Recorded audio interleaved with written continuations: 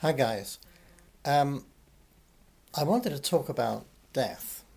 Um, the reason for this is because this year I've experienced within our family two deaths, that of my mother, and of my mother-in-law. When you're confronted with this one event that is inevitable for all of us, that we are going to die ourselves and we're going to lose those who are very close to us, um, how do we react? Now, I'm not a bereavement counsellor, but I just wanted to share some thoughts I had in the hope that they might help some of you out there who are experiencing the same thing. Um, my first family death I experienced was that of my grandmother, and I was a young boy, and I remember when I saw her in hospital, I knew that I would never see her again. That is something that I've experienced again. I really had that feeling um, when I saw my father in hospital. With my mother-in-law, um, I had exactly the same feeling that I think this was the last time I was going to see her, and that was her 86th birthday, and she had a good day. We took her out for lunch to a favourite garden centre of hers, and she died 4 days later. So that's one thing that I would say, that sometimes we have I don't want to make this sound spooky because it isn't, just we have an understanding or a premonition that this may be the last time that we're going to see somebody. I would say as a Christian that the Holy Spirit lets you know what you need to know.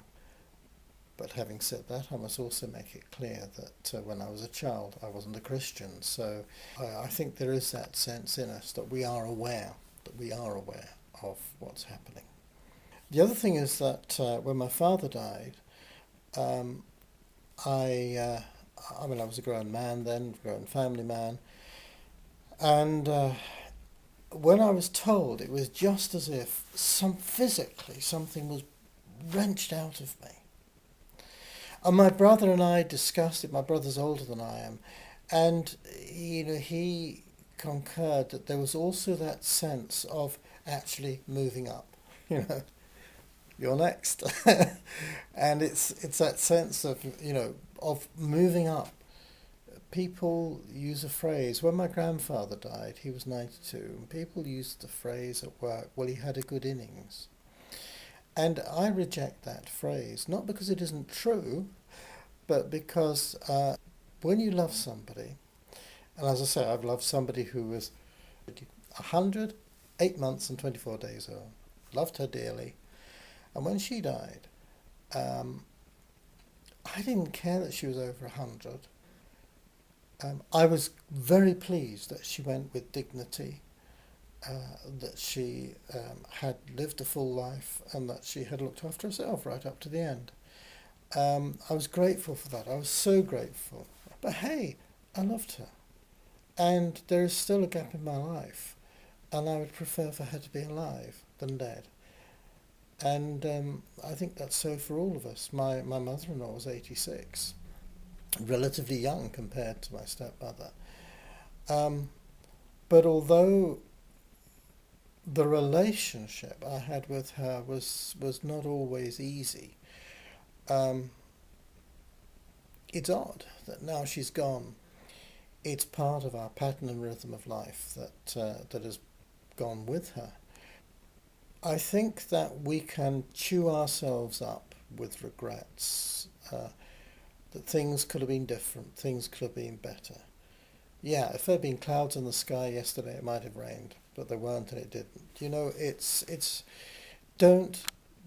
I'm quite sure that this is absolutely right. Don't ever um, beat yourself about the head over regrets. Life is life, things happen. And going over them, um, there are things that it's so easy to jack up regrets, and they're totally negative. Um, you know, if you know God, if you have a faith, then employ it to the full. Talk to God. Tell him how you feel. Let him minister to you because he can do it better than anybody else.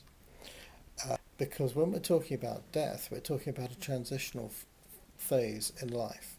Well, okay, that's what I believe, and that's what the Bible teaches. We're in transition.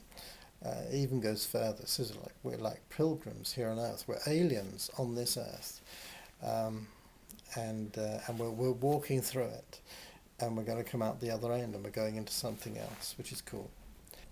But no, put the regrets away, because that's in the past. And I think it's very interesting that Jesus said, "Sufficient unto the day is the trouble thereof." In other words, hey, come on, get focused on today. What's today about? Today you've got to get through this or through that. Take life a day at a time. Focus on today. There's a new life. And for those of you who might say, well, I'm actually pretty chewed up about a pet that's died. Well, I had a cat for 17 years, and earlier this year I had to have him put down. And I was there at the time. I wanted to be, and it was a very peaceful experience. I actually miss him. And at the moment, I'm looking after a neighbour's cat. And she's sort of moved in with us, as she's taken to, only since my own cat has died. But, you know, again, we have to move on. We have to move on. And I suppose that's really what I want to close with, that the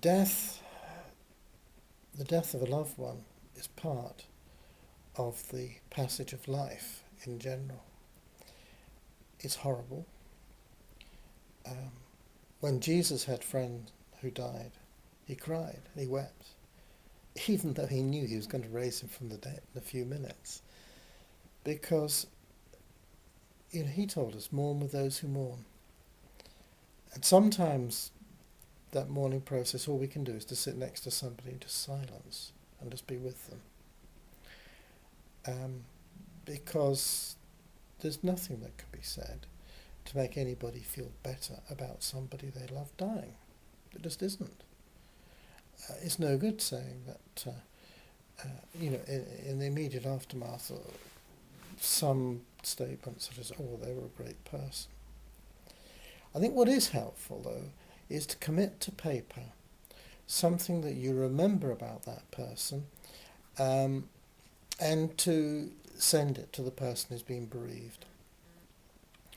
Only good things. But if you remember their smile, or they carried out some kind act, because I think that is of genuine comfort. I have found it so. Doesn't matter how tough we are on the outside, on the inside we are all tender. And part of respecting one another is moving with that rhythm of life, that sympathy and empathy for someone who has lost somebody. I don't know if that's been any help to anybody. I'm not sure I've said everything that I wanted to say, but I think that's everything that was, as it were, bubbling up inside me. And I suppose the lesson of all this is make the most of life while we have it. Make the most of our friends and our relations while we have them. And if you have a difficult relationship with somebody, try and get it on an even keel, because life is so short and it's such a tragedy to miss out on good relationships. You know, if we spend our time laughing rather than arguing, it makes life a lot sweeter. Bless you.